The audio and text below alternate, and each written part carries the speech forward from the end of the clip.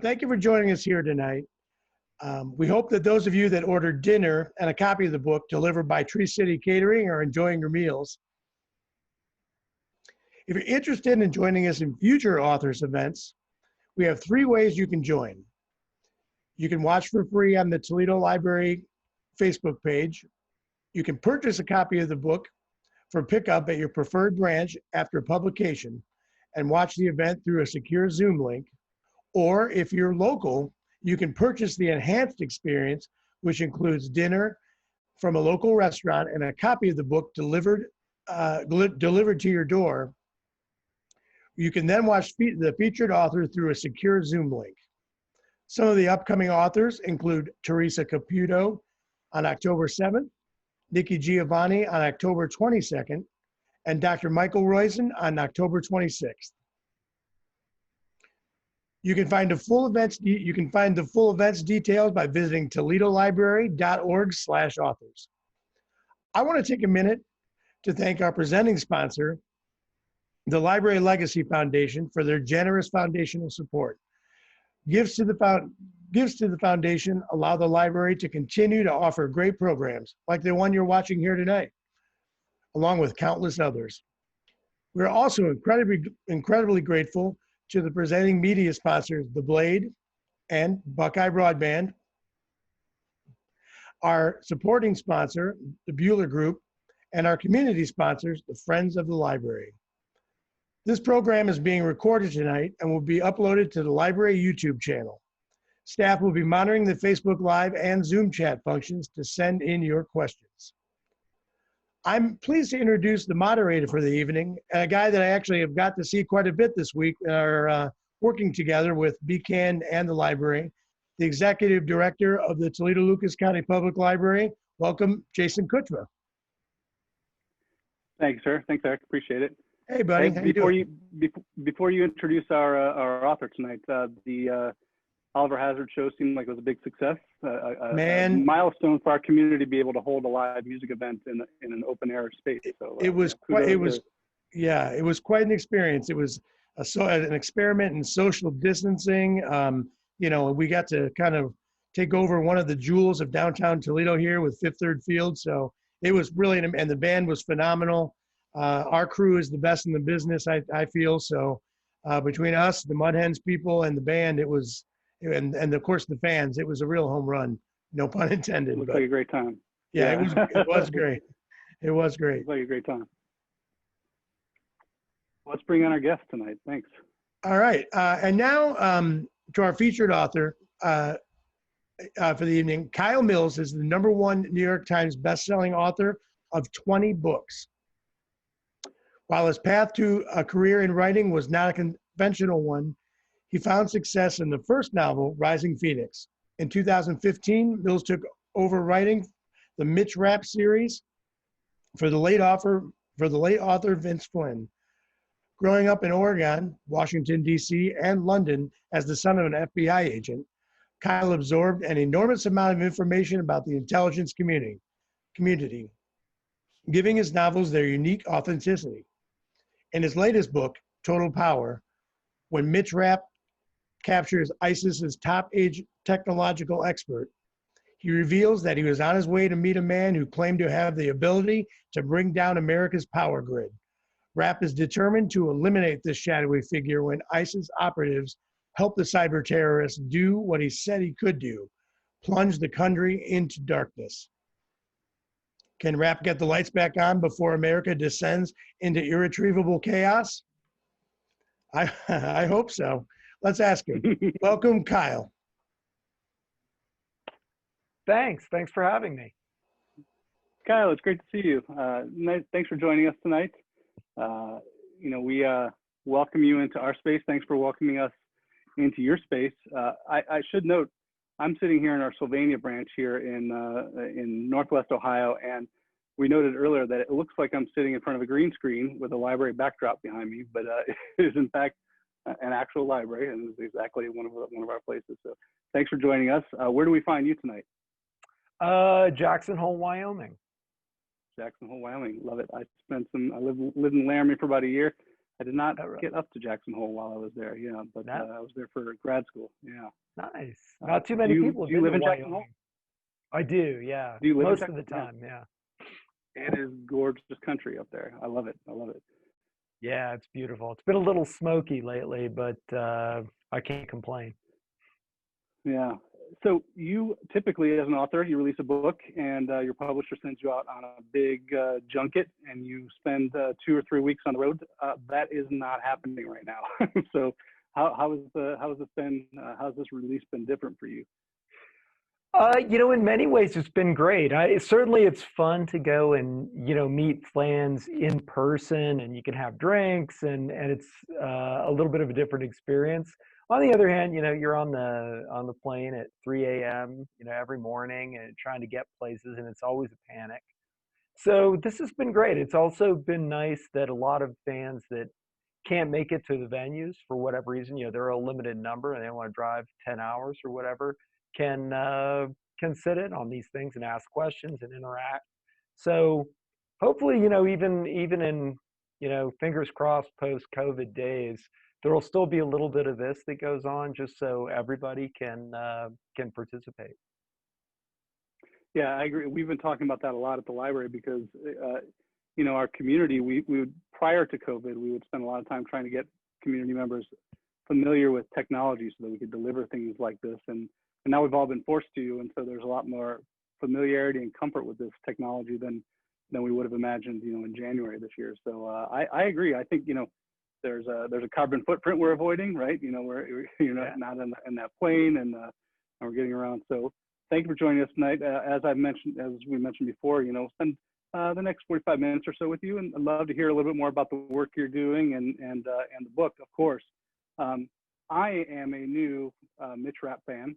I'm somebody who, COVID-19 has caused us all to change our patterns of behavior, and I've been reading a lot more fiction in the last 6 months or so. And so this was my entree into that, or one of the recent. So tell me, do fans need to know about the entire Mitch Rapp story before they dive into say Total Power or one of the other books in the series?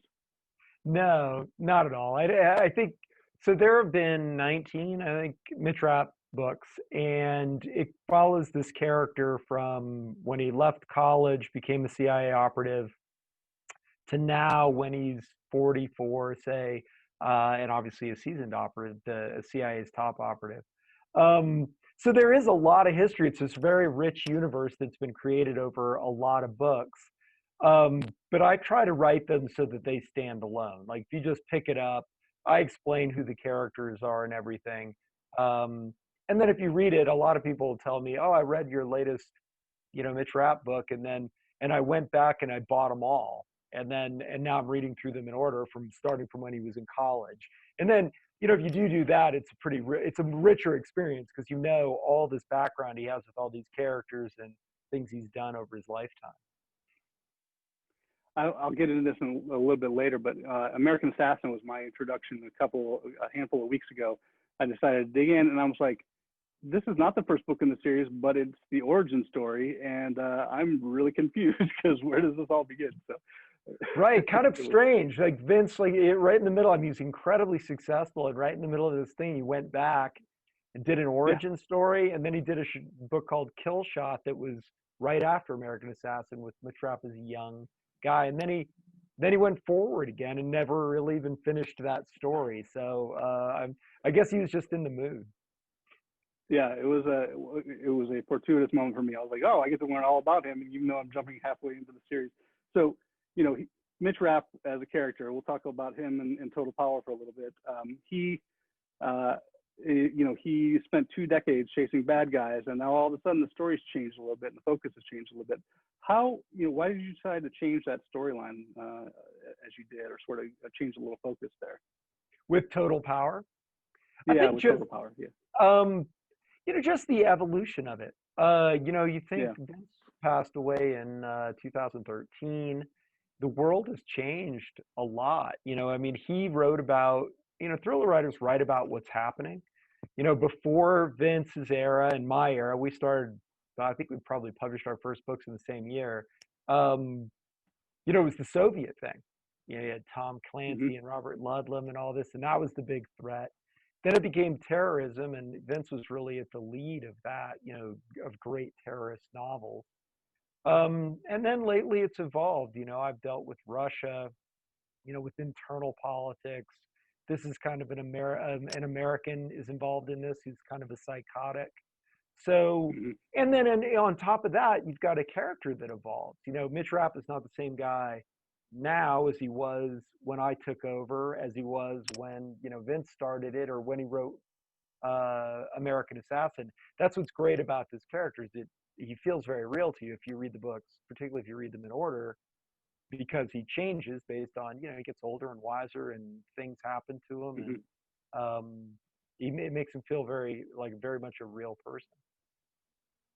And we'll talk a little bit about his trajectory and what happens to that real person in a little bit. But, Eric gave us a little bit of a synopsis in the introduction, but, without giving too much away, the country's plunged into darkness. Rapp and the CIA fails pretty early in the book. And how does this failure change the Rapp character to what fans have come to know? He's an American hero who tends to always be really successful, and it's fantastic. It's one of those sort of things where we talk about that fascination with people who are incredibly competent at what they do, and it's just incredible listening, and reading his story. What happens when he fails? How does that work? Well, and that's what I wanted to explore, really. I always throw in something new at Mitch because, like I said, he's a very real guy to me. I was a fan before I started writing them, and I never know how he's going to react. And for me, that's kind of the fun of writing the books. I throw something at Mitch and see how he reacts. So, I've thrown him up against drug cartels, but he's not good at dealing with drug cartels. He speaks Spanish, speaks Arabic, not Spanish, doesn't know much about drugs. I've thrown him up against Russia, a much grander scale thing that he'd ever done before. So this one was one of the main reasons I wanted to write this was what happens if Mitch can't save the day? What if essentially he has to pick up the pieces? And that's what this was about. And not only does he have to pick up the pieces, he has to do so in an environment that really no one's ever operated in before. No one alive. I mean, it's almost like operating in the 1800s, right? There's no Yeah. communications really, cars. It's hard to get gasoline to, air cover, anything like that. So, just completely threw a curveball at him, and he always adapts and does well. So you can count on him.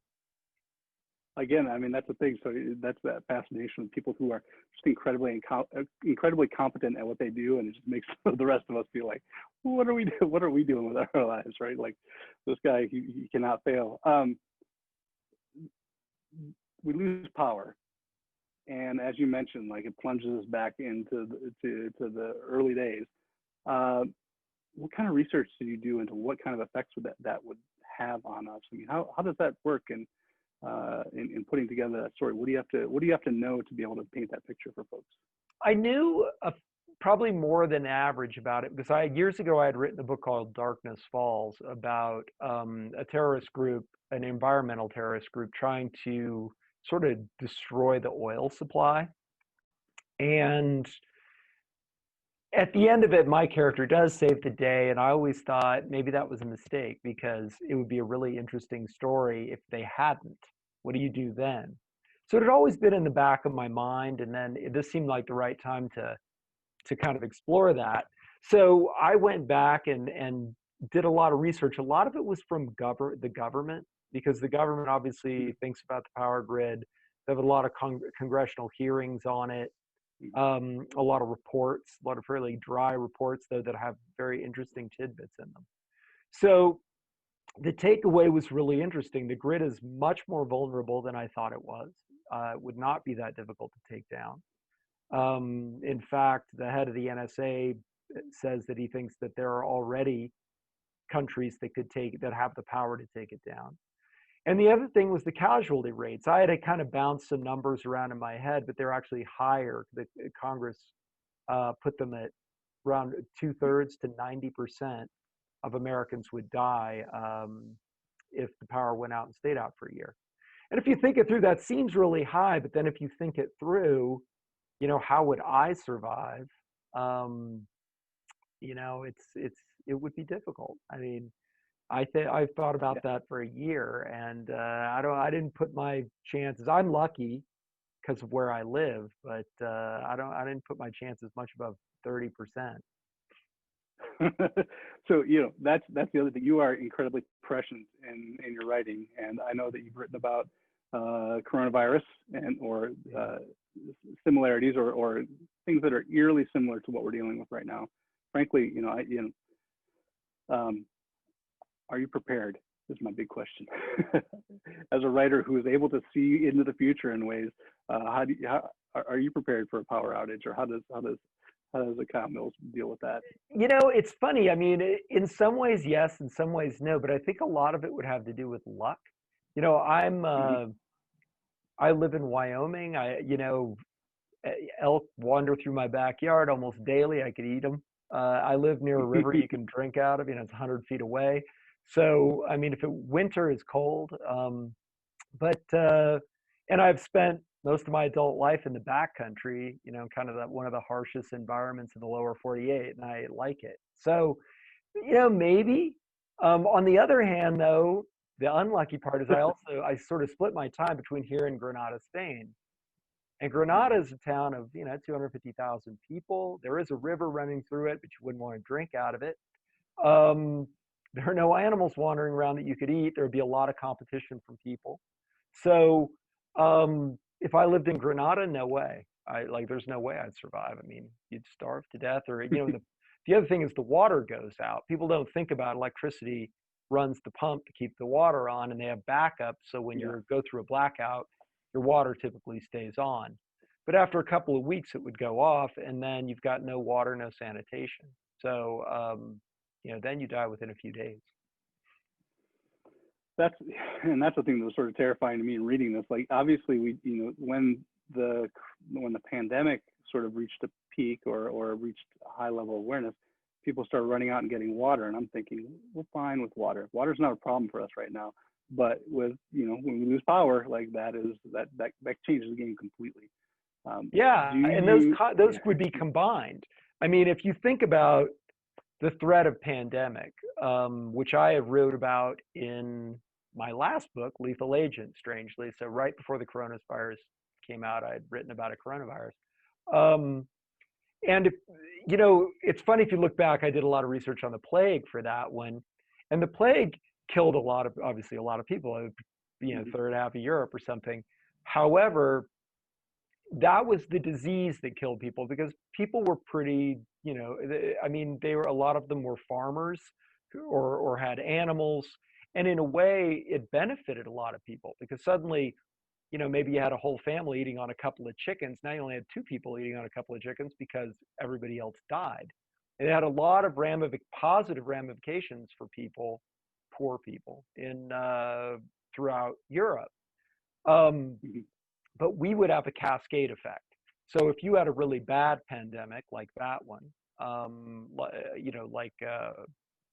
like the plague, where you had that kind of a kill rate and it killed people in their, prime, well, then the people that do all this stuff would stop doing it. They'd stop bringing food to your grocery store. They'd stop keeping the water on. They'd stop keeping the power on. So not only would you have people dying left and right of disease, you'd have, the hospitals overwhelmed, you'd have no medical care, but then the power would go out and the grocery stores would go empty. And people now, I have an inkling of that. When I wrote the book, it seemed, I think I had spent a lot of time explaining this, because I didn't feel like people would kind of get it on a gut level as to what would happen. Right. Well, I've been through a blackout. It was no big deal. I couldn't watch, whatever, Game of Thrones for an hour. So, but it's funny, because it's really hitting people on a much more gut level than I thought it would when I get reactions to it, because people saw just they have a tiny inkling of what would happen if, you had a power outage like this. Your research is impeccable, and we, in this day and age of social media, there's a tremendous, culture out there of folks who are quick to point out where you got things wrong. how do you write? I mean, your research is intense, and you work things through, and you've done a lot of work. How do you write with that kind of confidence, knowing that you might, any people could zero in on one word or one idea that you put forth, and they could, want to dismiss the entire premise, which is just ridiculous, of course, but it's there. Yeah, I'm really careful. I mean, I double check. I've learned to double check absolutely everything, and a lot of times for me, I get things wrong that I think I know, and and I just take for granted, and they're the stupidest thing. I got a few things wrong about London in a book. I had lived in London, and I was literally living in London when I finished that book, and I made some really obvious. I said there was such thing as a 100-pound note, which my entire life, even living there, I assumed there was, and that I was too poor to have ever seen one. So it was, and a bunch of people made fun of me about that. I get some obscure stuff wrong. Probably the worst one was somehow I had written about the Baltic states in Red War, and I think when I ran the global spell check, I had spelled it so bad. I'm not a very good speller. It changed it to Balkans instead of Baltics like 5 times. And oh my God, I got hundreds of emails about that. So the fact that it said Baltics 80 times in the book, that it was people zeroed in on those 5 times and just really, creamed me for that. But, it shouldn't have been there. And it's funny that it went through like 3 editors, copy editors, proofreaders, and no one else noticed it until it went out. Yeah. To that extent, so you've done a tremendous amount of research. You were well versed. You have you grew up in an FBI family, and we'll talk about that in a second. But are you called upon to bring your sort of creative expertise to experts in government or other sort of official capacities at all, or not yet? No, there was an organization that did that a while ago. I don't know if it still exists. I can't. It's Red something. I can't remember if it's still. Brad Thor was on it, and I didn't do it. I can think up threats all day long. It's just the question is, I don't know, is anybody going to do anything about them? In this case, probably not. People tend to look at the history. We like to build. We think about big militaries and much less about things like the power grid or, frankly, pandemic. We were caught flat-footed by this thing, right. And it's sort of hard to believe. But we have, this massive military, and in the face of a pandemic, there's not a lot they can do.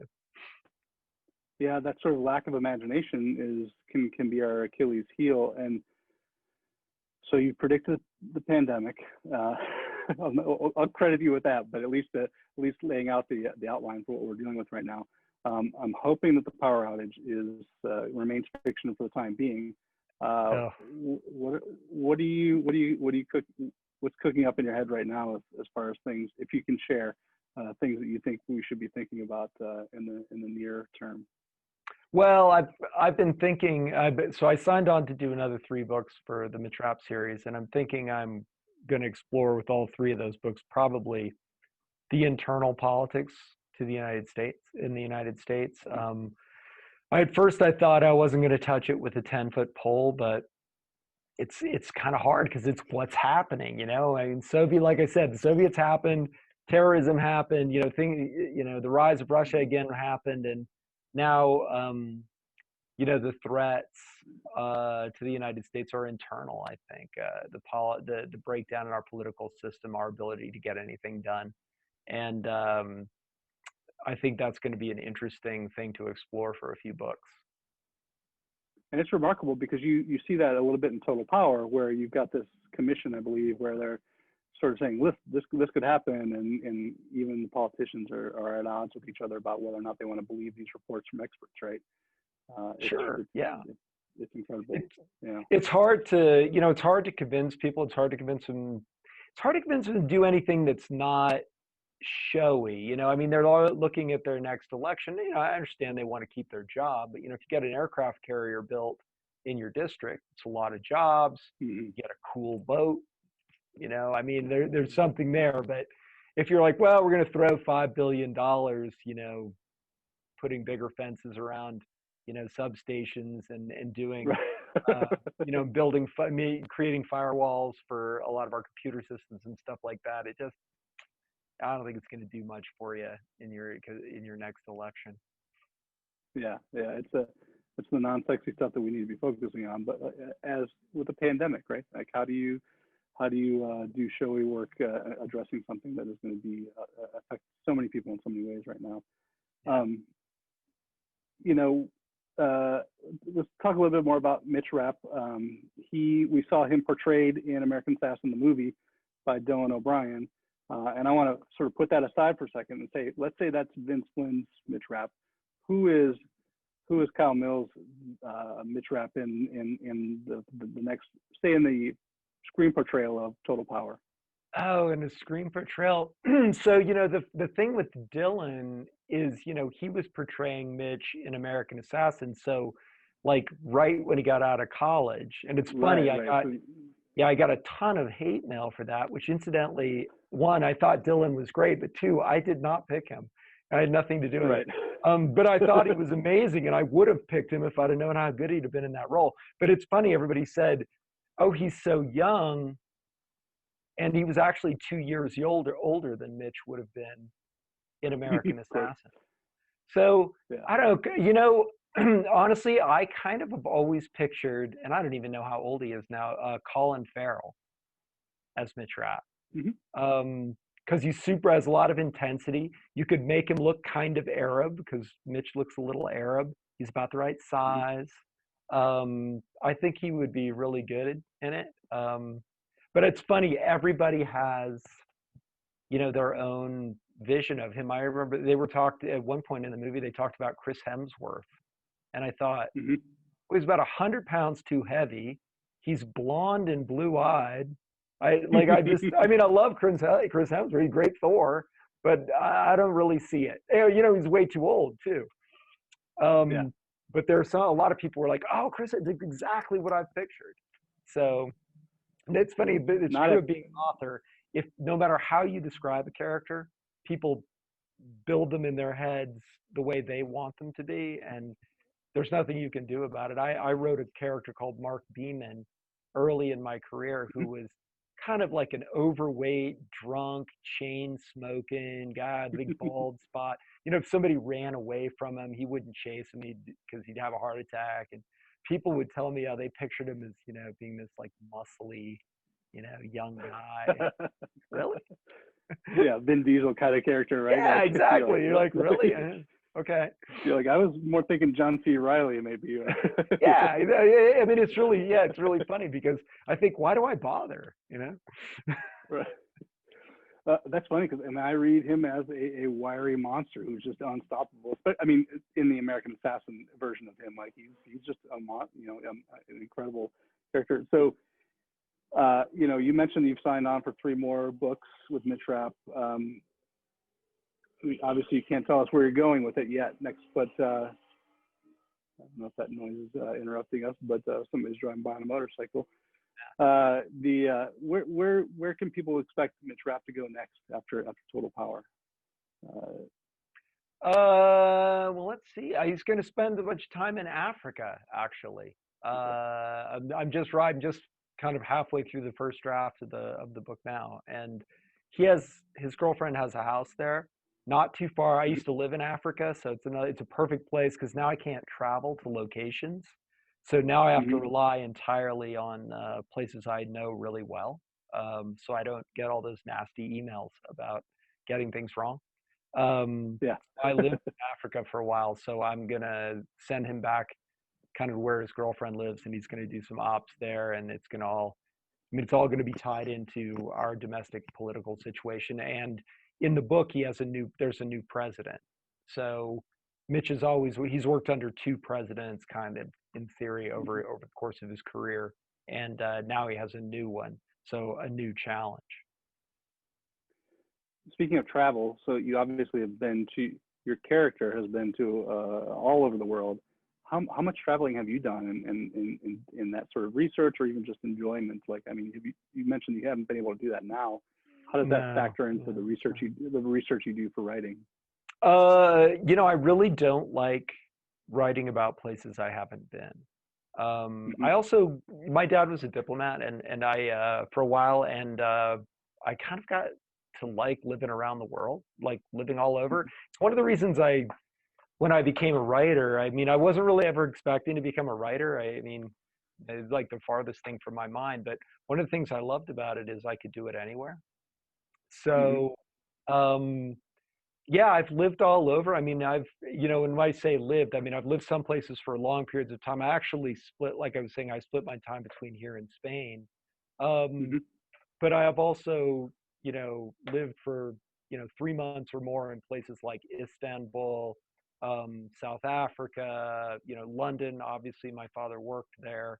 So I've been kind of lucky to be able to do that, go to Morocco and Israel and places like that, so that I have a really strong sense of what it's like to be there, what the people are like, the sights, the smells, the sounds, and kind of bring those all into the book for people. Jackson Hole is unparalleled and one of the most beautiful places in our country. Second to that, where's your favorite place to go in the world that you love right now, that you would point to? Probably where the other place I live is Granada. Granada, yeah. And I wouldn't suggest going there necessarily right now, with COVID. Right. Right. Yeah, it's an amazing place. I mean, there's so many, incredible places to go in the world. I've been really lucky to get to do that. But we've been in so many places, and we thought, well, we'd like to, kind of go somewhere and have sort of a second place that we call home. And strangely, that was the one my wife and I always went back to.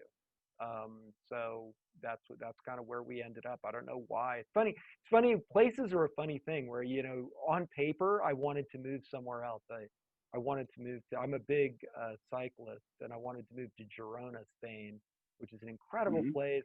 Best biking in the world. All the pro teams, all the pro tour teams live there. And I don't know, it didn't have the same magic for me. So we ended up there in southern Spain. You mentioned offhand that you never planned to be a writer, and your bio mentions that you come to writing sort of unconventionally. Tell me a little bit about, because I honestly don't know how did you sit down and write that first novel? Yeah, so I was working for a bank. I had moved to Jackson Hole because I was a fanatical rock climber, and so those were the two things I did in my life. I worked at the bank, and then if I wasn't working at the bank, I was climbing. And so I'd always admired people who were creative. And I didn't feel like I ever did anything creative in my life. I didn't really think I could, but one day I decided this is a big hole in my life, and I'm going to do something creative. And I thought I'd start building furniture. But my wife was not, well, one, she told me, she's like, oh, you're not very handy, which was true. But it was a big ask. It was the challenge and all that. But she also, I think, didn't really want me to put a bunch of tools in the garage, because Wyoming, she'd be like digging her car out of the snow every morning to go to work. So she actually suggested I write a novel because I like to read. I'd studied economics in school, though. I'd never really done any creative writing at all. So I kind of I didn't really sort of put it out of my mind. It seemed like a stupid idea, but the more I thought about it, the more I thought it'd be fun. I'd write a novel, I'd give it to my mom, she'd read it, that'd be the end of it. And in the end, though, I wrote it and it got published. I signed a 2-book deal. I never expected to write a second book, which was actually pretty traumatic. And yeah, it's like 20 books ago. And why was that second book traumatic? Well, the first book, Rising Phoenix, had done pretty well. It had been a national bestseller, which was also extremely unexpected. And so I'd never planned on writing a second one. I didn't really have a second idea or anything. I just never really thought about it. So, and then when you get into that and you have this success, then people start pushing and pulling you in different directions. You have editors who think one thing and agents who think one thing and fans who think another thing. And everybody wants to tell you kind of what to do. And you at that point feel like an imposter. Like if certainly I did, I thought, I'm just a banker and a rock climber. Those two things I can do, but I don't know anything about writing. And, so you have these, like really well-known agents and editors and all these people, the head of the publishing house telling you this stuff. And you think, who am I to say no, right? I mean, I was probably 30 at the time. And so I just couldn't pull it together. Everybody, I'd come up with an idea and people didn't like it. And some people liked it, other people didn't, and they wanted it changed. And so I actually eventually, somewhat infamously, I had asked my wife, because it was hard. My hands shook all the time, and my stomach was, I was starting to have stomach problems and stress. And so I asked my wife if she cared if I just didn't write another book and went back to the bank. And she was pretty excited about that because she thought I was going to have a heart attack at like 31. And so she said, yes, I absolutely think you should do that. And so I sent a fax off at like midnight to my agent and said, I never spent any of the money. So could I just quit and give it back? And he called bright early the next day and said, I've forbidden anyone in New York to call you or talk to you or offer you any input. And all you have to do is write a book by this date and send it to us. And I said, okay, I think I can work under those parameters. And that book went on to be a New York Times bestseller, kind of cementing that I was going to be a writer. Phenomenal. That's incredible. That's that is a testament for any of the folks that are watching right now who are aspiring writers. That is a success story that folks can lean on. That's for sure. Yeah, it's weird though. I mean, it's, truth be told, a lot of people, most people are really, have this desire from a young age. They have just an incredible amount of elbow grease. I mean, that was Vince. I mean, Vince basically said, I'm going to be a huge novelist one day. And, everybody laughs, and then he did it. So I guess everybody comes at it from a different direction. So talk to me a little bit about that relationship with Vince. I mean, you took over in 2015. Vince died too early in 2013. I believe he was only 47 years old from prostate cancer. Way too soon. I know you were an avid reader of his novels. How does that conversation happen where Kyle Mills becomes the next writer of the Mitch Rapp series? Kind of out of the blue. I mean, I knew that Vince had died, and I'd been a fan of the series, and I was, it was horrible. I mean, he was really young. But, you also had this character that meant a lot to me. It meant a lot to a lot of people and seemed very real. And I really felt like, particularly with the way he left it at The Last Man, which was the last book he wrote, it was very open-ended. It was clearly a story that was going to continue. And I remember telling my wife, I hope they hire somebody to at least do one more book so we have closure. He finished the story, maybe he decides to retire. I don't know, maybe gets blown up, whatever, but you'd have an end to the trap. Yeah. And like a few weeks after that, I got a call asking me if I might want to do it. So wasn't anything I expected, I can tell you that. It reminded me of, I'm not sure if this reference is going to sit with you, but Arnel Pineda, who is a Filipino singer who ended up becoming the frontman for Journey. Oh yeah, after Steve Perry decided he was no longer, and I was like, that sort of dream come true, where something that you've admired for so long, you get to step in and become the figurehead for that.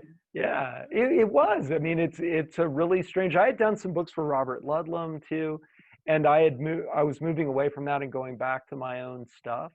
So it's fun for me. I don't know if it would be right for a lot of writers, to do this kind of work, but taking over a series that you love so much and that had so many fans and had such a cool character and universe that had already been built for you was really an interesting task and continues to be. and you talk about the pressure, right? So you're getting people telling you what, with your first novel, what they wanted you, they knew what you should be writing for that second novel. I can't imagine the sort of pressure picking up something that was as beloved as the Mitch Rapp series.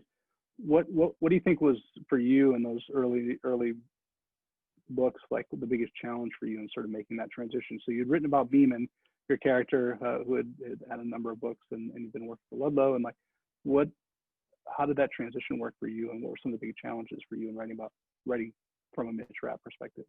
I think probably the biggest challenge was I was really afraid that fans wouldn't want it. So when I signed on, that was my fear. And that was one of the reasons I really thought about it, whether I was going to do it or not. It took me a while to decide. Because my concern is that people would see me as kind of a usurper, and that I was going in there and, this character was Vince's, it was all Vince's, no one should ever write it again. So I did, I said I'd do it. The announcement came out, and I thought I was really prepared for just a ton of hate mail. And then I thought, but I'm going to prove myself, and I'll prove them wrong. And that was the opposite was true. Everybody really wanted to see Vince's legacy continue, and they wanted to see that character that they loved so much continue. They didn't want to just see him sort of disappear. Excellent. It looks like they're turning the lights off on me over here, but hopefully that I can still see you. That won't. You can still see me, so we're doing okay. So you mentioned that first novel that you wrote for, and you expected you were going to give it to your mom, and that was going to be it. And I know you grew up in a family. Your father was in the FBI, correct? Yeah. What does he think about the books that you're writing? He likes them. It's funny. My father's a huge thriller fan, and strangely, has a ton of friends who are thriller writers. So, which is really weird because he knows more thriller writers than I do. I have no idea how that works out. But he was really, really close to Tom Clancy, and is actually a recurring character in some of Clancy's books. I once called him, and I was like, "What are you doing?" And he said, "Oh, me and Freddie Forsyth are sitting by the pool drinking beer." And I'm like, "What? You know Freddie Forsyth?" He's like, "Yeah, he's staying with us for a couple of weeks." Didn't even know. So, but he was a good, particularly for the British thriller writers, he was a good resource for them. So they would call him, and that's how he met Tom Clancy too. He was writing Patriot Games, and it's probably been a while since people have read that, but it took place in Great Britain, and my father was the FBI's representative in Great Britain, so he flew to London to interview the legal attaché, which just turns out was my father, but that was back when he still had his insurance agency. So, one of our viewers commented that with the lights going out, and we're talking about Total Power, how fitting, and I did not plan that, and now they came back on. Thank you, Mitch Rapp saved. Thank you, Mitch. Thanks, Mitch. He saved us. Saved the day again. He's always on it. Were there expectations growing up? You went into banking, but were there expectations that you go into law enforcement from the family? No, I don't really think so. I thought about it to the point of actually getting an application for the FBI, because what I saw of the FBI was so romantic. But this was also a long time ago, and it was really different then. I mean, Sure. I think the current the FBI is much more intellectual. I think they tend to refer to my dad's generation as the gun toters, and not, I don't think in a complimentary way. Right. But my father's been, attacked by monkeys, thrown out of second-story windows. He has just this incredibly exciting career, and he would go off on these I guess they would be FBI missions, and by himself. And because it was before, you had really organized SWAT teams, and we were in Oregon then, so Eastern Oregon was really desolate. It's just depopulated pretty much. So he'd drive for hundreds of miles by himself, and then if he could, he'd grab a couple of sheriffs, deputies to help him out if he had to get somebody. But it was just like really like just so low tech. Him and this big blue LTE driving around, and but you know, as a young kid, you know, the romance of it was just incredible. And he had all these amazing friends, you know, spec ops guys and MI5 and MI6 and the agency and you know all these other FBI agents who were so incredible and had these incredible stories. But honestly, I don't think it had suited me. And it's you want to different. drive around that big LTE? Well, you know, it's not that you way don't get to drive anymore. around that LTE. Yeah, it's not that way anymore. You know, it's very, you know, it's very strictly controlled. I mean, as it should be. I mean, but you know, you don't go charging into an Indian reservation and arresting people by yourself in your big blue LTD anymore. I mean, it's just not the kind of thing that happen. Probably for the better, really. For all the right reasons, exactly. Yeah. We evolve as a society, and our institutions evolve maybe a little bit later than we evolve as individuals, right? Yeah, and you know, this was the Hoover years, so you know, very, very different. Yeah. I want to ask you a question about Vince Flynn real quick. If you could talk to him today, what would you say to him? Oh, I would just have a million questions about his motivation Sure. for doing things. So, you know, I mean, it's impossible not to study, you know, it was over 6,000 pages that I read. Because I went back and read the whole series again in order and took all these notes. And it's impossible not to psychoanalyze the writer. Because anytime you write a book, there's something of you going into it and what your mood is. Sure. And I have so many little things like books where I thought, you just said like this book was too short and you lengthened it this way, didn't you? Or you didn't know how to end this book, and you know you had to put this ending in there because you hit a deadline or whatever. Or you hated this character, so you killed her. You know, and I've always wondered if I'm right about a lot of these things because Sure. And why he was motivated to do certain things. Like, I mean, I would have loved to know where he was going with The Last Man, because like I was saying, this last book he wrote, and he was definitely going to arc it over, because he had written, not only was it obvious from the storyline, but he had written 3 pages of the book that were kind of a summary of what had just happened. So clearly that's where he was moving on. But he had killed the antagonist, so, which is a real problem for me. And I thought, well, how were you planning on resolving that? And I think it would be really fascinating to find out what I was right and what I was wrong on. Yeah. You're flying blind a little bit. But you have that whole. So you know, I mentioned I dove in with American Assassin, read Total Power, and now I'll definitely go back and start from the beginning. So I'm looking forward to that. You obviously have you know, a career before Mitch Rapp, and you're certainly going to have a career after Mitch Rapp. What are you thinking about outside of the Mitch Rapp universe as a writer? I wrote a book years ago called Fade, and it was a weird book for me because usually I have this big plot in mind, but I had this guy in mind, and he was kind of based on a spec ops guy I had known for years, who's now passed away. But I loved that character, and I've been working on a sequel to that book for like 10 years, and I think I have 10 pages because I just have no time to work on it. And every once in a while I'll be like out for a run and I'll get an idea for it. It'll pop into my head. So I have this file. And I honestly thought that I would start that. I didn't know that I would be able to do another 3 of these books. So in my head, I'd really started gearing up that universe again in my mind. And so I put it back on the back burner. But someday I would like to finish that. Well, I mean, finish, you know, it's got 10 pages. So I'd like to write the other 480 pages of that book.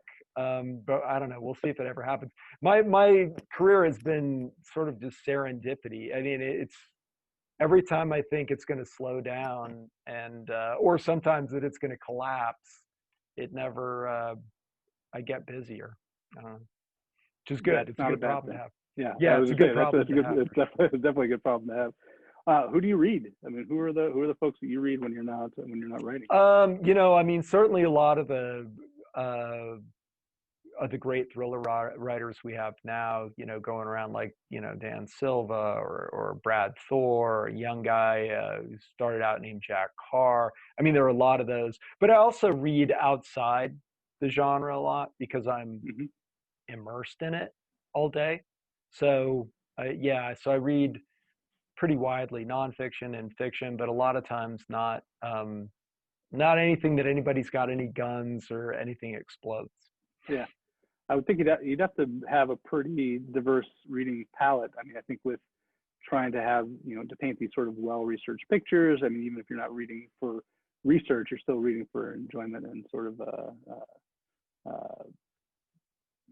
to help you, round out your knowledge of those sort of things. Yeah. Yeah, and I like, I mean, certainly the style of thriller writing, the way you actually write the books is, reasonably specific. And so it's fun to read other books in other styles where people, use different, they have different prose and, maybe more descriptive or flowery or whatever. And it's kind of fun to see how other people do it. And, whether you could incorporate that, I don't know that I'm going to have, Mitch Rapp waxing rhapsodic for 4 pages about the sunset, but it's still, maybe wanders into your writing at some point in a shorter, more concise way. He is still a complex character. I don't want to rule that out, right? Like you never know what he's going to do. Yeah. You mentioned earlier with your new book or your next book that's outside of the series that you've got 10 pages written. There's a certain amount of block that happens. Do you ever run into one of our viewers asked that do you ever run into that sort of writer's block with Mitch Rapp, and how do you get over that block? Yeah, sometimes it's usually writer's block. I think of as some people, they just sort of shut off. For me, it tends to be something I can't figure out. It like I remember I had my character. One of my big example would be somebody had tied him up and put him in a car trunk, but he had to get out. And this is not Mitch Rapp. This is like overweight, kind of drunk guys, hungover, stuck in this trunk. And I thought, how's he going to get out? And I could not figure out for the life of me how he was going to get out. And so I'll go we have a big mountain, Shadow Mountain, and I'll go there and I'll start hiking up it. And I have to, I don't get to turn around until I've figured it out. I just kind of go up and up and up and up and up. It starts to snow, and I got to keep going. Yeah. But that's the way you do it. I mean, that in the shower, right?